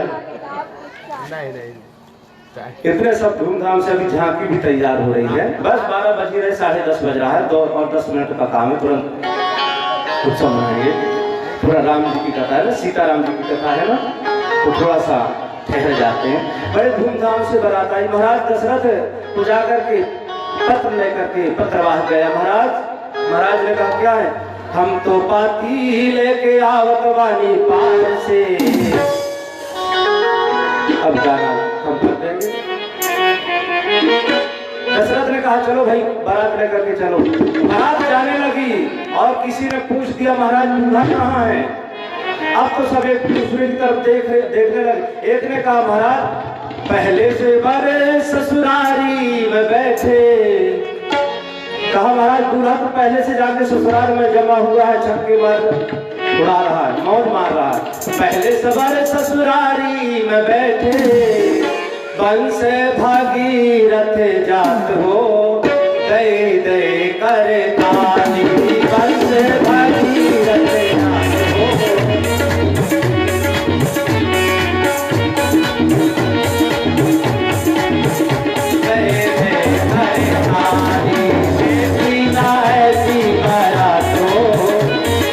रघुवर तुम्हारी जैसे रघुवर तुम्हारी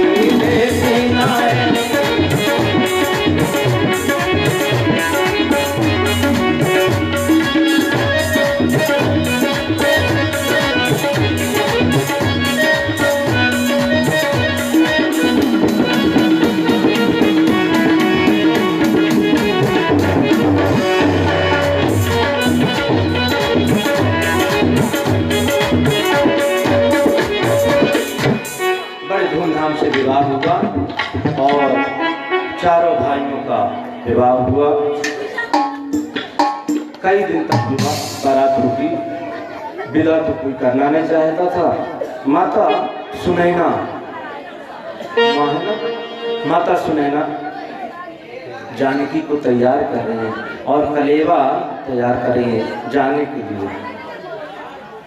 माता सुनैना के नेत्रों से आंसुओं की धार बह रही है, क्योंकि सुबह मेरी प्रातः काल में मेरी बिटिया की विदाई हो जाएगी। माता सुनैना कहती भोरे भोरे माई सुनैना, भोरे भोरे माई सुनैना, सिया का जगावे, सिया का जगावे, हो बेटी उठाओ तुम हाथ धो, कलवा आकर ले धोना, बेटी उठाओ तुम हाथ धो, कलवा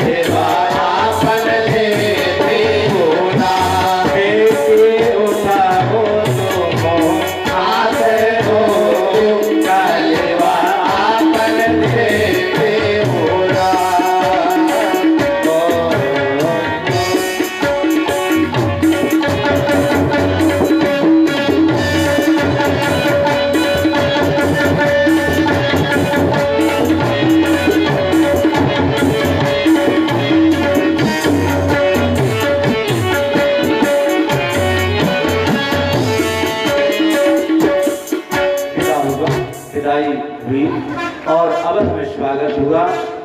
और अब भगवान को यही विराजमान रहने देते हैं जानकी जी के साथ में। अब वनवास के लिए नहीं भेजेंगे, रात्रि का समय है, रात्रि में वनवास नहीं देंगे। और इसके बाद फिर भगवान राम को ही प्रणाम करते बोले राजा रामचंद्र भगवान के जय।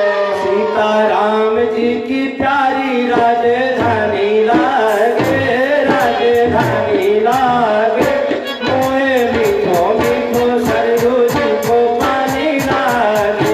सीता राम जी की प्यारी राजधानी लागे, राजधानी लागे, मोहे मीठो मीठो सरयू जी को पानी लागे। सीता राम जी की प्यारी राजधानी लागे, राजधानी लागे, मोहे मीठो मीठो सरयू जी को पानी लागे। मोहे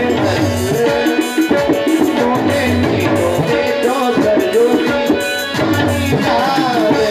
सीता राम जी की प्यारी राजधानी लागे, राजधानी लागे, मोहे मीठो मीठो पानी लागे।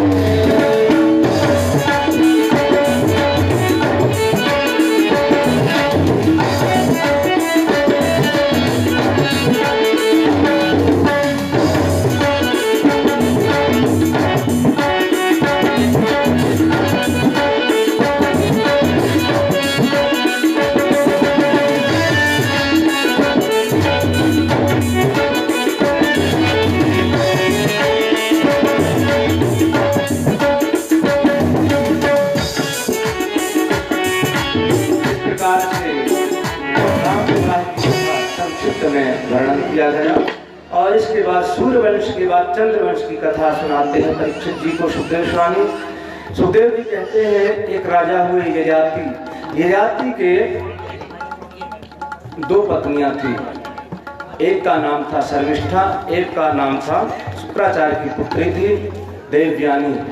देवयानी का विवाह हो गया। लंबी कथा है कि किस प्रकार से कुआं में गिर गई थी देवयानी और जाकर के राजा ने बचा लिया था। और संजीवनी विद्या से किस प्रकार से कच्छ का उद्धार हुआ था, लंबी कथा है। और शर्मिष्ठा से 2 पुत्र हुए, देवयानी से 3 पुत्र हुए। तो यदुं चतुर्वसुं चैवा देवयानी च संवता दुष्टुं चानुं च पूर्वं च शर्मिष्ठा वाच परमणि। और पुरु जो थे इन्हीं से आगे चल के महाराज अनेक राजा हुए और देवयानी से यदु हुए और इन्हीं के वंश में आगे चल के अनेक राजा हुए और आगे चल के देव में अजमेढ़ादि हुए और महाराज एक राजा उग्रसेन हुए। यहाँ से हम संतो प्रणाम करते हैं, 10वें स्कंद में प्रवेश करते हैं। महाराज परीक्षित कहते हैं महाराज सूर्यताम ब्रह्मर्षियों में, महाराज आपने सूर्यवंश चंद्र की सुंदर कथा कही। कथितो वंश विस्तारो भवता सोम सूर्यो राज्ञां चो भयवंशानां चरितम परमाद्भुतम। महाराज आपने सूर्यवंश का बहुत सुंदर वर्णन किया, बहुत अच्छी अच्छी कथाएं की बताएं, परंतु चंद्रवंश का भी वर्णन किया। चंद्रवंश में मेरे जो आराध्य, मेरे जो रक्षक थे ना कृष्ण, श्री कृष्ण, उनकी कथा आपने सुनाई नहीं थी। आप विस्तार से उस कथा को सुनाइए। सुखदेव स्वामी कहते हैं राजन, जिस समय इस पृथ्वी पर अत्याचार अनाचार बढ़ता तब तक भगवान अवतार लेकर के आते हैं। यदा हिदा हि धर्मस्य ग्लानिर्भवति भारत अभ्युत्थानमधर्ममुक्तात्मानं सृजामि। और भगवान आते हैं। एक बार सभी देवता गए भगवान के पास, ब्रह्मा के पास। ब्रह्मा जी ने कहा चिंता मत करो, और ब्रह्मा जी ने भगवान का ध्यान किया। भगवान ने कहा ठीक मैं अवतार लेकर के आऊंगा, परंतु आप लोगों को भी मेरी सहायता करनी पड़ेगी। तो क्या उन्हें जाकर के ब्रज में सब लोग अनेक अवतारों में अनेक रूपों में जाकर प्रकट हो जाओ, फिर मैं भी आऊंगा। इधर क्या हुआ महाराज, कंस की बहन है देवकी, और कंस ने अपने पिता को कारागृह में डाल दिया। कारागृह में डाल दिया था। इधर क्या हुआ, कंस चिंतित रहता था कि मैं अपनी बहन का विवाह किसके साथ करूं। तो मंत्रियों ने कहा महाराज आप परेशान क्यों, आपके जो मित्र है ना वसुदेव जी, उनके साथ क्यों नहीं विवाह कर देते हैं आप। कंस को याद आ गया, अरे तो मेरे मित्र ही हैं। तो कंस ने अपनी बहन का विवाह, देवकी का विवाह वसुदेव जी के साथ कर दिया और बड़े धूमधाम से विवाह कर दिया।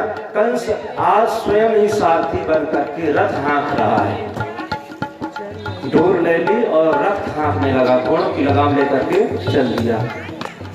देवताओं से रहा नहीं गया, बोले ये तो गड़बड़ हो जाएगी, आज स्वयं अपनी बहन का रथ लेकर के जा। तो क्या हुआ, अस्यास्मात्मामष्टमो गर्भो पथि प्रकरणम तस्यामाभास्याः शरीरवा, पथि प्रकरणम तस्यामाभास्याः शरीरवा अस्यास्मामष्टमो गर्भो हंतायाम भस्येभः।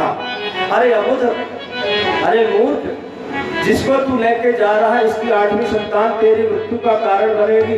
जैसे ही कंस ने सुना मेरी मृत्यु का कारण, तुरंत खड्ग निकाल दिया और देवकी को रथ से केस पकड़ करके नीचे ले आया, मारने की तैयार। वसुदेव ने देखा,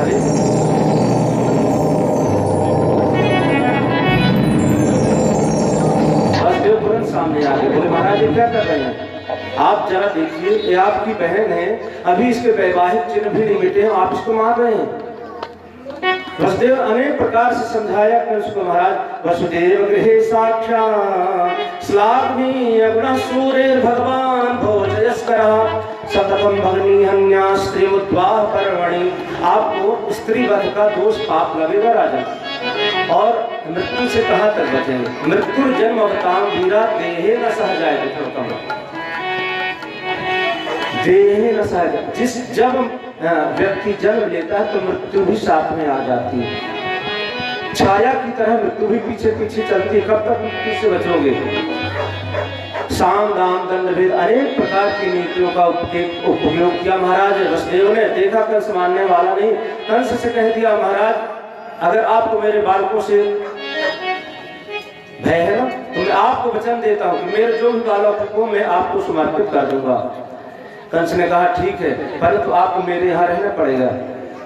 और कारागृह में कंस ने ला करके वसुदेव और देवकी को डाल दिया। समय आया, धीरे धीरे कीर्तवंदम प्रथम पहले बालक का जन्म हुआ। जैसे ही रुदन करने लगा जाकर किसी ने बता दिया, और वसुदेव जी धीरे से लेकर के गए और सौंप दे दिया। कंस ने फिर इसके पापों का घड़ा भरेगा कैसे। नारद जी आए, नारद जी को प्रणाम किया, क्या हुआ, बोले मैंने छोड़ दिया है वसुदेव को पहले वाला को। अच्छा, बहुत धार्मिक हो गए हो राजन। कंस ने कहा मुझे उससे भय नहीं है ना, इसलिए मैंने छोड़ दिया। आपने कैसे समझ लिया कि वही उससे भय नहीं है। और नारद जी ने ऐसा भ्रमित कर दिया कंस को कि 8 लकीर खींच दी, 8 लाइन खींच दी, लकीर खींच दी, कभी इधर से गिर रहा है 8वीं, कभी इधर से गिर रहा है 8वीं। और कंस भ्रमित हो गया, बोले यही तुम्हारा काल हो सकता। कंस दौड़ करके गया, उठा करके चट्टान पर पटक दिया, उसका नमूना रहा। इस प्रकार से करते करते 6 बालकों को मार दिया। योग माया को आदेश दिया, कहा जाकर के जो देवकी के घर में 7वीं संतान उसको ले जाकर के रोहिणी के हाथ छोड़ दो तुम। योग माया ने कहा मुझे क्या मिलेगा, मुझे क्या इनाम मिलेगा महाराज। बोले तुम्हारे अनेक नाम हो, दुर्गा नामेति भद्रेति नामधेयानि कुर्वन्ति स्थानानि च जगद्गुरो। देवी आपके अनेक नाम होंगे। और योग माया ने संकर्षण विधि के द्वारा जो देवकी के 7वां गर्भ था उसको ले जाकर के रोहिणी के गर्भ में स्थापित कर दिया। कंस को ये पता चला कि 7वां गर्भ नष्ट हो गया देवकी का। भगवान ने कहा और योग माया को कहा, आदेश दिया कि तुम जाकर के देवकी के माँ यशोदा के यहाँ जाकर के तुम जन्म लेना, और फिर हम देवकी के यहाँ जन्म लेकर के आएंगे। और धीरे धीरे धीरे धीरे समय आया, भाद्रपद महीना, अष्टमी तिथि है। सादेव की सर्व जगन निवासा निवास भूत्राम वितराम नलेजे। सादेव की सर्व जगन निवासा, जगन निवास पास भगवान नारायण चतुर्व्यूहाकार में चतुर्भुज रूप में प्रकट हुए। देवकी के सामने देवकी ने प्रार्थना की, बोले महाराज तम अद्भुतम बालकमंबुजे क्षणम। बड़ा अद्भुत बालक था। क्या अद्भुत था? बोले चार भुजाएं थी और पीतांबर धारण किया था, कमल के समान उसके नेत्र थे। ये अद्भुतता थी। भगवान ने कहा माँ आपने हमको बुलाया, हम आ गए। बोले क्या मार दे कंस को? माता देवकी ने कहा मैं क्यों कहूँ मारने के लिए कंस को? क्या आप कंस मेरे लिए कंस के लिए थोड़ा है भाई? कंस के कारण है तो मुझे आपके दर्शन हुए, मैं क्यों उसको मारने के लिए आपको कहूँ? वो आपका काम है। तो बोले आपको बालक बनना पड़ेगा। तमद्भुतम बालकमंबुजे क्षणम। अद्भुत बालक हुआ। माता देवकी ने कहा आप अपने चतुर्भुज रूप को त्याग दीजिए। भगवान ने चतुर्भुज रूप धारण जो किया था, भगवान ने कहा देखिए माँ कंस हमारे भाई लोगों को मार देते हैं और मैं अब बिल्कुल विलंब नहीं करूंगा, जैसी वो आएंगे मैं मार दूंगा ना। आपको बालक बनना पड़ेगा। अगर मैं बालक बन जाऊं तो मेरी रक्षा का काम आपको करना है। मेरी रक्षा कैसे हो ये आपके जिम्मे है। क्या करना होगा? बोले जाकर के मुझे यहाँ से ले जाकर के गोकुल में छोड़ देना। गोकुल में माता यशोदा ने कन्या को जन्म दिया है, उसको लेकर के आ जाना। तो वसुदेव जी का देख रहे हैं इतनी मोटी मोटी बेड़ियां हमारे शरीर पर लगी हुई हैं, ये सब खुलेंगी कैसे? बोले इसकी चिंता मत करो। जीव जब मेरा आश्रय लेता है ना तो उसके सारे के सारे बंधन खुल जाते हैं। आप चिंता मत कीजिए। और देखते देखते देवताओं ने आकर की स्तुति की। भगवान गर्भ में आ गए, माता देवकी के गर्भ में आ गए। देवताओं ने स्तुति की, स्वागतम कृष्णा स्वागतम कृष्णा। और स्वागत करके देवता लोग वहां से प्रस्थान कर गए। और इसके बाद समय आया भाद्रपद महीना और कृष्ण पक्ष अष्टमी तिथि, रोहिणी नक्षत्र, बुधवार। अथ सर्वगुणोपेता कालः परम शोभनः। परम शोभन काल आ गया। भवो वायु स्पर्शा पुण्यगंधा वह सुजी। मंद मंद वायु चलने लगी और जगर रंग सागर और मंद मंद बारिश होने लगी। धीरे धीरे मेघ छा गए, काले काले मेघ आकर के छा गए। भगवान के स्वागत में मानो चंद्रमा बार बार मेघों से निकल के आते हैं, चंद्रमा दर्शन करने के लिए। और सादेव की सर्व जगन निवास भूताम नितराम नरे। और देखते देखते देखते छोटा सा बालक का जन्म। बोली बाल कृष्ण लाल की जय हो। बालक ने रोना प्रारंभ कर दिया और जैसे बालक ने रोना प्रारंभ कर दिया और जैसे रोना प्रारंभ किया तो जो द्वारपाल थे सारे के सारे द्वारपाल सो गए और बेड़ियां खुल गई महाराज वसुदेव जी की। एक सूप पड़ा था वहीं पर। क्या बात है। बाल कृष्ण लाल की जय हो, कन्हैया लाल की जय हो। नंद घरा नंद भयो जय कन्हैया लाल की। नंद घरा नंद भयो जय कन्हैया लाल की। नंद घरा नंद भयो जय कन्हैया लाल की। जय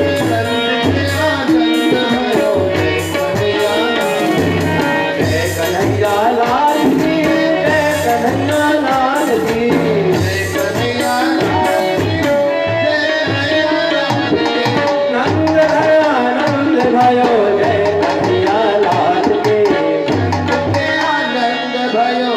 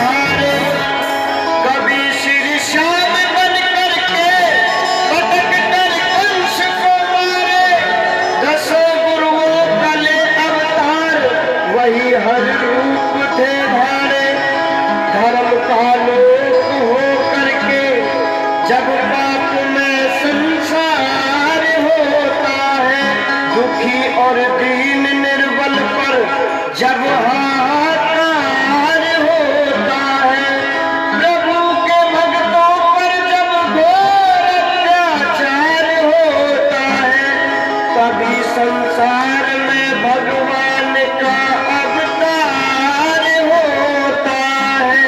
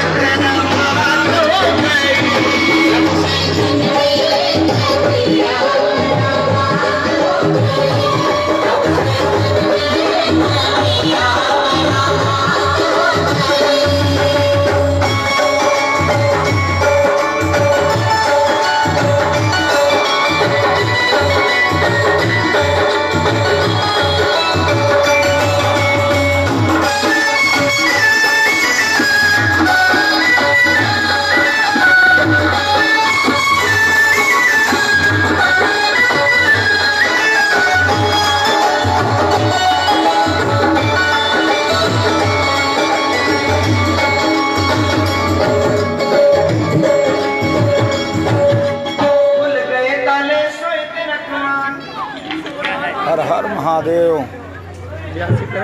कुछ बधाई